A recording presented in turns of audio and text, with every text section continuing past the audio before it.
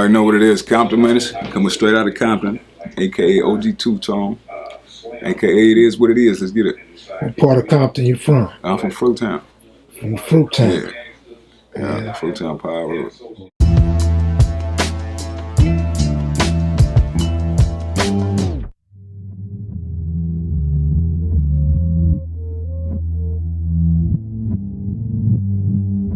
You grew up in Fruittown here? Yeah, my whole life. Born and raised? Born and raised.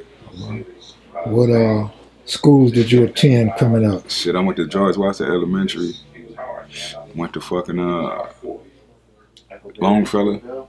And went to I played sports, so I went to Davis. Went to the NFL Yes Center.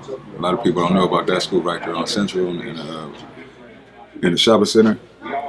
I played football, so I went to Lumber's Poly. Got kicked out of there with Compton High School, actually. And then, you know, that's where I finished off at. So you went to Davis, so you went to school with a lot of Treetop. Yeah. So you grew up knowing them dudes? Yeah. Okay. Yeah. All right. And when did you start rapping? I started rapping really about 2005, 2006. When did you first know it was going to work out for you? Really, I was with Black Wall Street, and I really just got tired of not having nothing to do. You get what I'm saying? Like, so that's just something that I looked into, and probably like after my first couple songs, you know, they was kind of cool. So people around me was just like, yeah, we should do this. We should do this. So you was already gang banging or gang affiliated by then? Yeah, I was deep in the gang affiliation by then. You was deep into it. Yeah. Did your friends look at you funny for trying to rap? I mean, not really, because I think I was always like an influential person. You feel me? So I don't think that they looked at it negative when I wanted to rap. It really got them on their shit to where they wanted to do it. You feel me? So you was always strong at leading yourself to where you wanted to go. I mean, I was always a decision maker. I was a decision maker, a smart thinker. So how'd you hook up with Black Wall Street? Through the streets. I had a shout out to my boy All Red. He from Cedar. We had went to school together. You know, he just know me from being a street dude, and they needed some street niggas over there at the time. So I was one of the ones that they called on around the time that the game started popping and going. Was the game running Black Wall Street or what? The game was the forefront of it. But I would say Big Face Hunter, 2 T's, those dudes was running the Black Wall Street. Yeah. And so what other artists have you worked with? Man, I got to work with Lil Wayne, Chris Brown, Wiz Khalifa, a bunch of people. I got to work with Birdman, Gucci, man, Trae Tha Truth. And the list goes on, you know. I'm blessed. I've been doing it for a minute. They say, just a little while ago, they say you got a beef with a few people in the industry. Well, I wouldn't say beef, though. Competition? Yeah, I wouldn't even say competition, because I just do me. If beef is like, if we all feel the same way, you get me? I guess they just feel that way. So I just, I do me. So you don't have no issues with no other rappers? I ain't got no issues. Yeah. They might have issues, but I don't have no issues. Right. Still, whenever we see each other, I don't see no issues. I don't have no issues. So I kind of chose to take that route. What's going on? How you doing? What's up? Belly Melle, man, the professor, man. We in the lab, man. I'm glad to meet you, man. And I heard a lot about you, and I think that. But what I wanted to know is, how does the gang banging and the music, how does that correlate? Does the one strengthen the other, or does you feed off of it that way? Nah. It's kind of different, because a lot of the shit that happened in my career that wasn't good, and I'm not blaming on just like the gang and nothing like that, but at the end of the day, I had to be a Fruittown. You feel what I'm saying? So a lot of things that happened that interfered with good things that was going on in the career, it just had to be what it was. So if that wasn't a part of anything that's going on, like I would have, it was a couple things would have, been in a better position. So when it comes to this gang, the gangs and music, you really got to separate that shit because it's too many and too much and other energy that you got to deal with. You get what I'm saying? So I really feel like you got to separate this shit. Man, that's a beautiful thing. Yeah, and that's facts. We've been through a whole lot of shit with gangs and different homies, and you really got to separate that shit to where niggas is grown man and they know that this is a job, you feel me? Instead of just a party that we're going to with the homies, you know? Who's all these guys outside? These my friends, they rap too, they from the mob, they from over here on this side of town. You know, they come to my studio, we work, I got my dude from Miami out here. Sir, Kev Mac. Kev Mac, Bay County. You tired?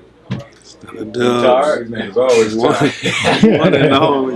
West side of LA. You got some of that gorilla glue in Yeah, the real.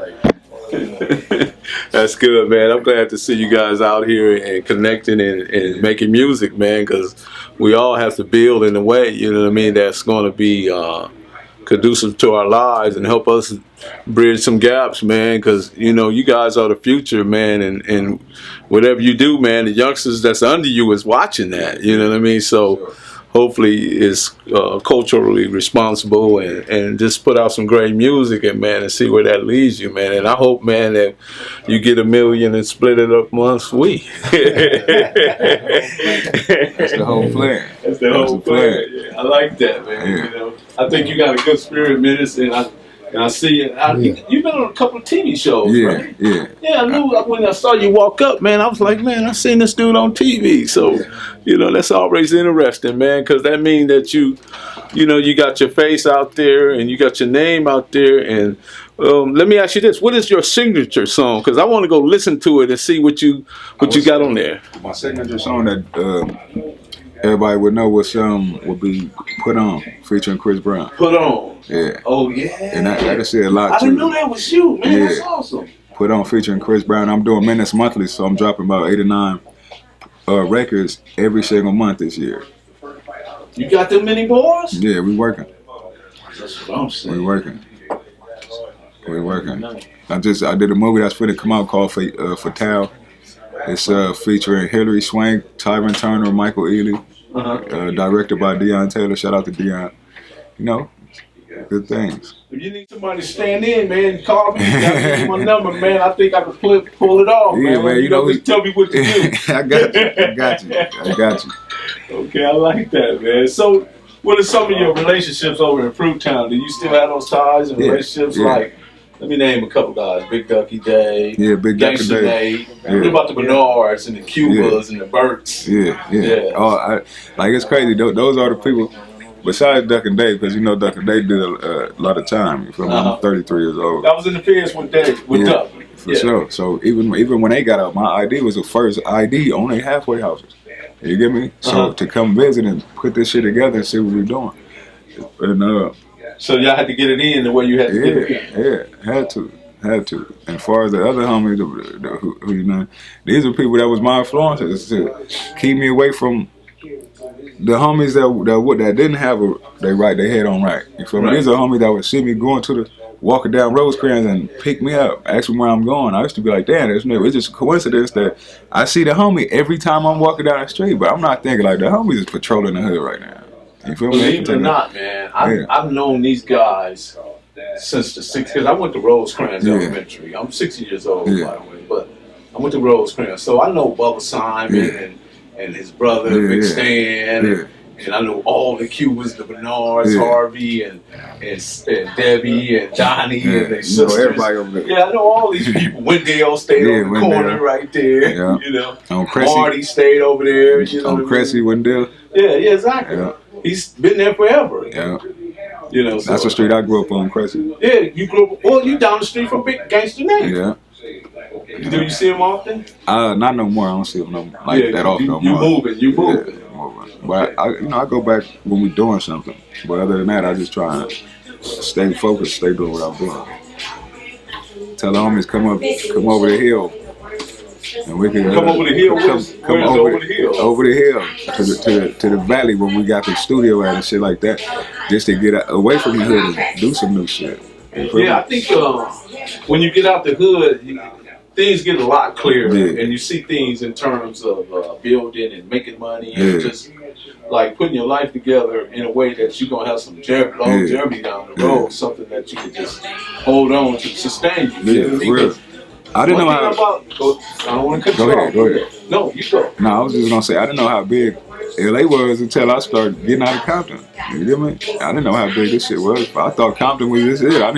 I thought the only Crips there was the 6-0s in LA. The 6-0s are the East Coast because that's all the people that I knew. I just thought I didn't think it was no bigger than that. You feel me?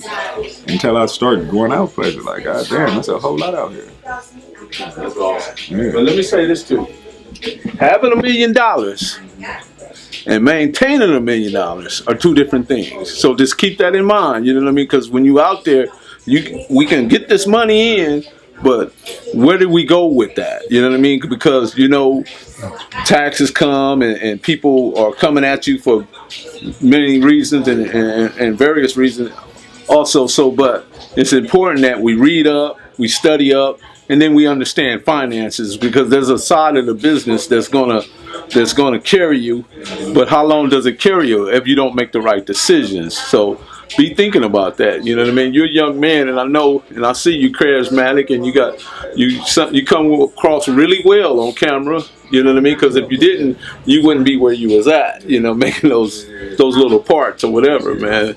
I was gonna say that too, man. That's the first thing I noticed was your charisma, and that you're not ignorant like a lot of dudes, man. Yeah. How old are you? 33.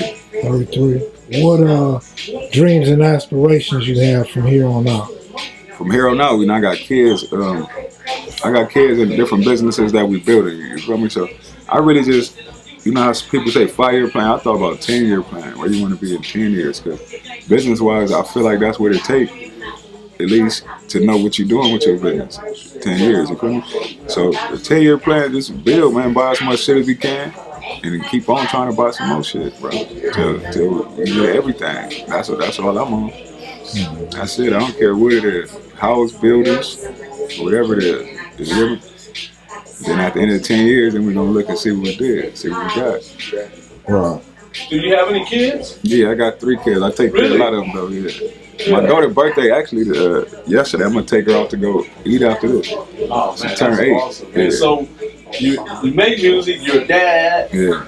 And you got all these business ideas. Yeah. I see. You got you got multiple careers going. So therefore, man, you moving, man. You made.